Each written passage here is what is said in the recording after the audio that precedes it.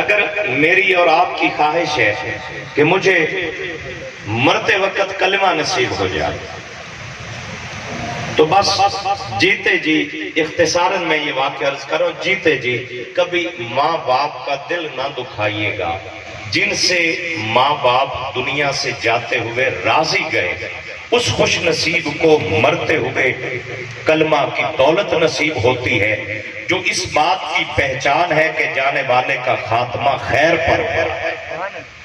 دوسری اہم بات، میری بھی خواہش ہے میں کوئی دعا مانگوں قبول ہو، اس کے لیے میں کبھی کسی بزرگ کے پاس جاتا ہوں، کبھی کسی جگہ پہ جاتا ہوں، کبھی کسی نیک آدمی سے کہتا ہوں کہ حضرت میرے لیے دعا کیجیے۔ خواہش ہے میری ہر دعا قبول ہو، لیکن جب آپ سمجھیں کہ دعائیں قبول نہیں ہو پا رہی تو پھر پلٹ کے اپنے ماں باپ کے پاس آ جاؤ۔ وہ زندہ ہیں تب بھی، وہ دنیا سے پردہ کر گئے اگر تو ان کی قبر پہ چلے جاؤ، ان کی قبر پہ بیٹھ کے اگر آپ ان سے کہیں گے کہ ابو جان بڑی مشکل میں ہوں دعا کیجئے، امی جان بڑی پریشانی میں ہوں دعا کیجئے، رب کعبہ کی قسم وہ قبر میں دعا کر دیتے ہیں تو اللہ اس دعا کو بھی رد نہیں فرماتا۔ ایک حدیث پاک میری گفتگو کے اختتام، اس کو امام بخاری نے کم از کم 7 مقامات پر اور امام مسلم نے بھی کم از کم 5 مقامات پر اس کو نقل کیا ہے۔ حضرت عبداللہ ابن عمر اس حدیث کے راوی ہیں۔ اس کا ہمارے روزمرہ جو معاملات ہیں اس سے بھی بڑا گہرا تعلق ہے، جس کا خلاصہ یہ ہے کہ اگر دنیا میں کوئی بڑی سے بڑی مشکل آ جائے اور مشکل اتنی بڑی ہو کہ اب اس کے علاوہ بچنے کا کوئی راستہ نہ نکل رہا ہو، پھر ماں باپ سے جو آپ نے کبھی کوئی نیکی کی ہو وہ آپ کو یاد آ جائے، اس نیکی کو وسیلہ بنا کے اللہ کی بارگاہ میں پیش کرو۔ اے اللہ اس نیکی کا واسطہ جو میں نے اپنے باپ سے کیے یا اپنی ماں سے کیے میری یہ مشکل دور فرما دے۔ میرے نبی فرماتے اس نیکی کی برکت سے بھی اللہ اولاد کی مشکلیں آسان فرما دیتے ہیں۔ آقا کریم فرماتے ہیں کہ 3 لوگ جا رہے تھے اور طوفان بارش کی شدت، ایک غار میں انہوں نے پناہ لے لی، اوپر سے پتھر گرتا ہے، غار کا منہ بند ہو جاتا ہے۔ یہ آپ نے اردو کی کتابوں میں کہانی کی صورت میں پڑھا ہے، اصل میں یہ بخاری و مسلم کی حدیث ہے۔ میرے موضوع سے متعلق اس میں سے صرف ایک بات ہے، جب غار کے دہانے پہ بڑی چٹان آ کے اس کا منہ بند کر دیتی ہے، زور لگاتے ہیں وہ چٹان پیچھے نہیں ہٹتی، تھک ہار گئے، پھر انہوں نے اپنے اپنے نیک اعمال اللہ کی بارگاہ میں پیش کیے۔ ان میں سے ایک شخص جس نے پہلے اپنا عمل پیش کیا وہ بکریاں چرانے والا، وہ کتنا کوئی شب زندہ دار تہجد گزار ہوگا جو سارا دن بکریاں چراتا ہو۔ اس کا ایک عمل تھا، اس نے کہا ہے اللہ تو جانتا ہے کہ میرے بیوی بچے بھی تھے اور میرے بوڑھے والدین بھی تھے، میں سارا دن بکریاں چراتا، پلٹ کے شام کو جب گھر آتا میں بکریوں کا دودھ دوہتا، دودھ کا پیالہ پہلے ماں باپ کو پیش کرتا پھر بیوی بچوں کو دیتا۔ کوئی بہت بڑی نیکی بظاہر تو نہیں ہے، لیکن ترجیحات کا ایک سوچ اور فکر کا لیول ہمیں ملتا ہے کہ آج ہم توازن پیدا کرنے میں پریشان ہو جاتے ہیں اور بالآخر کہہ دیتے ہیں کہ ابا نسی کی کریے، ساڑھے آدھے بال بچے نے ساڑھا گزارا نہیں ہوتا، تیرے نال کیویں نیکی کریے۔ تو بوڑھے ماں باپ بیٹھے ہوتے ہیں، لیکن یاد رکھیے ایک استاد اور دوسرا ماں باپ، یہ اپنے شاگردوں کو اور ماں باپ اپنے بچوں کو آگے بڑھتا دیکھ کر یہ حسد کبھی نہیں کرتے، یہ پھر بھی دعا ہی دیتے۔ یہ 2 وجود ایسے ہیں، یہ دعا ہی دیتے ہیں۔ وہ کہتا ہے یا اللہ میں پہلے دودھ ماں باپ کو پیش کرتا پھر بیوی بچوں کو۔ اب ہم نے سوچنا ہے کہ ہماری ترجیح کیا ہے، کیا میرے اور آپ کے گھر میں بھی ایسی ہی سوچ ہے؟ کیا میں جب اپنے بیوی بچوں کے لیے شاپنگ کر کے آتا ہوں تو کیا میں اپنے والدین کے لیے پہلے کوئی چیز خرید کے انہیں پیش کرتا ہوں یا انہیں کہتا ہوں کہ ابو جی تواڈے واسطے پھر لے آواں گے؟ یہ قابل غور ہے۔ کیا جب بھی ہم کوئی اچھی سے اچھی چیز گھر میں بناتے ہیں تو کیا ہم اس کے اندر ترجیح اپنے ماں باپ کی رکھتے ہیں؟ اللہ ماشاءاللہ جواب یہ ہے کہ ایسا بہت کم ہوتا ہے. اکثر یہ ہوتا ہے کہ بس بتانا بھی گوارا نہیں کرتے. وہ کہتا ہے کہ اللہ تو جانتا ہے کہ ایک دن میں بکریاں چراتے چراتے دور نکل گیا، قریب کی چراگاہیں خشک تھی، پلٹ کے رات کو واپس آیا، رات کافی بیت گئی، میرے ماں باپ سو چکے تھے، میرے بچے جاگ رہے تھے. بچے میرے پاؤں سے لپٹ کے رو رہے، ابا بھوک لگی ہے. لیکن میں پھر دودھ کا پیالہ ہاتھ میں لیے ماں باپ کے کمرے کی جانب بڑھا. وہ سو رہے تھے، میں اٹھانے لگا. پھر میرے ادب اور محبت نے کہا ٹھہر، پتہ نہیں کب آنکھ لگی، ابھی تو اٹھا دے، آرام میں خلل آ جائے، کہیں یہ بھی بے ادبی میں شمار نہ ہو جائے. اے اللہ تو جانتا ہے کہ وہ چرواہ کہہ رہے ہیں کہ میں ساری رات پھر دودھ کا پیالہ ہاتھ میں پکڑ کے کھڑا رہا، میرے بچے روتے روتے سو گئے. پھر حتی طلع الفجر، یہاں تک کہ فجر کا وقت ہوا، میرے ماں باپ کی آنکھ کھلی. انہوں نے کہا میرے بیٹے سویا نہیں ہے. تو میں باپ کے ہاتھ چوم کے، ماں کے پاؤں چوم کے کہنے لگا، امی میں ساری رات اس لیے جاگتا رہا کہ میرے ماں باپ بھوکے سوئے ہیں، کہیں بھوک کی وجہ سے رات کو ان کی آنکھ کھلے اور میں بستر پہ سویا رہ جاؤں اور وہ چپ کر کے پھر نہ سو جائیں کہ پتہ نہیں گھر میں کچھ ہے بھی کہ نہیں ہے. میں اس لیے ساری رات کھڑا رہا. ماں نے، باپ نے انہیں سینے لگایا، پیشانی چوم کے کہا جا میرے بیٹے ہم تجھ سے راضی ہیں. اے اللہ اگر میری یہ نیکی تجھے پسند ہے اس چٹان کو پیچھے ہٹا. وہ کہتے ہیں وہ نیکی جو ماں باپ سے کی ہے اللہ کی بارگاہ میں پیش کی تو وہ چٹان خود بخود پیچھے ہٹ گئی اور بچنے کی امید آ گئی. یہ پیغام ہے ہمارے لیے بھی کہ دنیا میں جیتے جی ماں باپ سے اچھائی کرتے رہو، دنیا سے وہ چلے بھی جائیں، اس اچھائی کو اللہ کی بارگاہ میں پیش کرو، اللہ ساری مشکلیں آسان فرما. اسی پیغام کے ساتھ میں اختتام کی جانب بڑھتا ہوں کہ ماں باپ دنیا سے چلے جائیں تو اس کے بعد حدیث کے اندر 5 باتیں ذکر کی گئی. ان کے نماز جنازہ میں شرکت کی جائے، ان کے لیے بخشش کی دعا کی جائے، ان کی جانب سے حسب حیثیت صدقہ و خیرات کیا جائے، اور اپنے باپ کے جو دوست ہیں ان سے ملتے رہا کرو. اپنے دوستوں سے ملنے کا وقت نکال لیتے ہو، کبھی وقت نکالا کرو کہ یہ میرے والد کا بڑا دیرینہ دوست تھا، کبھی اسے چائے پہ بلا لیجیے، کبھی اسے کھانے پہ بلا لیجیے، کبھی اسے بھی کوئی تحفہ دے دیجیے.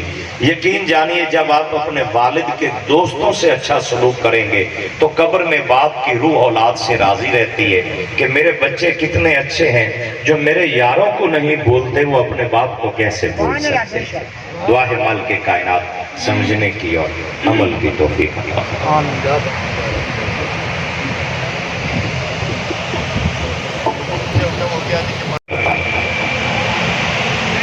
سوال پیدا ہوا، مفسرین نے اور محدثین نے اس کے اوپر جو کلام کیا، بالخصوص قاضی ایاز مالکی نے شفا شریف کے اندر اس نقطے کو جس حسین پیرائے میں بیان کیا.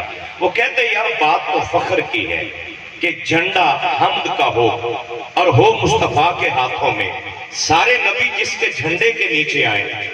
بات تو فخر کی ہے. حضور فرماتے میں اس پر بھی فخر نہیں کرتا. تو محدثین کہتے ہیں کہ ہاں سارے نبی مصطفیٰ کے جھنڈے کے نیچے ہے، یہ میرے نبی کے لیے فخر کی بات نہیں ہے. فخر نبیوں کو کرنا چاہیے جنہیں جھنڈا محمد عربی کا مل گیا ہے. پھر حضور فرماتے ہیں الکرامۃ والمفاتیح یومئذ بیدی. حضور فرماتے ہیں حشر کے دن عزتیں بھی میں محمد بانٹوں گا صلی اللہ علیہ وسلم. عزتیں بھی حضور عطا فرمائیں گے. اگر چاہتے ہو کہ دنیا میں عزت ملے، قبر میں عزت ملے اور حشر میں عزتیں ملے، پھر کہیں اور نہ جا، دہلیز مصطفیٰ سے وابستہ ہو جا، پاک نبی کا وفادار بن جا. دنیا میں رہے پھر بھی عزتیں، قبر میں جائے پھر بھی عزتیں، حشر میں جائے گا پھر بھی عزتیں ملے. کیونکہ وہ وہی عزتیں عطا فرمایا کرتے ہیں۔ میرے نبی نے داہیہ قلبی کے آنے سے پہلے ہی چادر بچھائی، وہ واپس پلٹا، چادر بچھی ہوئی دیکھی، میرے حضور صلی اللہ علیہ وآلہ وسلم نے فرمایا داہیہ تیرے بیٹھنے کے لیے چادر بچھائی ہے۔ کلمہ تو اس نے نہیں پڑھا تھا، نسبتوں کا حوالہ اس کے اندر بڑا مضبوط ہے، کلمہ ابھی اس نے نہیں پڑھا تھا، پر اس چادر پہ قدم رکھنے کی بجائے اس نے اسے ایک جانب سے ایک کونے سے لپیٹنا شروع کر دیا۔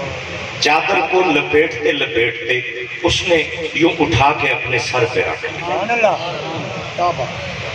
میرے پاک نبی صلی اللہ علیہ وآلہ وسلم نے فرمایا داہیہ قلبی یہ چادر تو تیرے بیٹھنے کے لیے بچھائی تھی، تو نے لپیٹ کے ادب سے اپنے سر پہ رکھ لی ہے۔